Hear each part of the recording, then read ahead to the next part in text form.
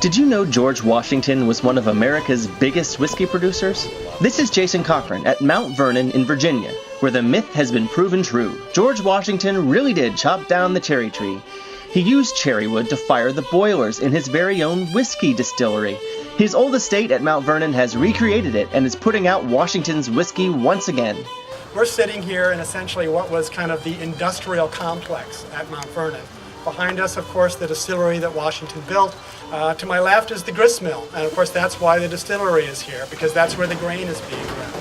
Washington not only had a grist mill, but it was a major merchant mill. But there's a dark side to this story.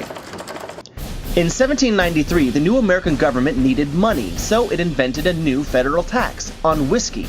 People were outraged that the government would try that, so they fought back, and the government sent 13,000 troops to make them pay up. And guess who led the troops? George Washington.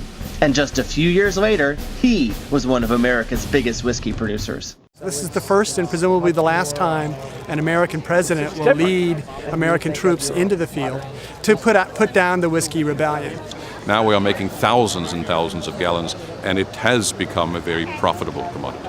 And so I drink to your health, to our friends, and to the safe, responsible, and orderly imbibement of Mount Vernon whiskey.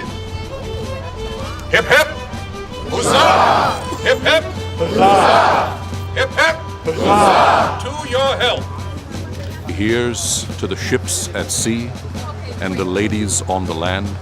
May the former be well rigged and the latter be well manned.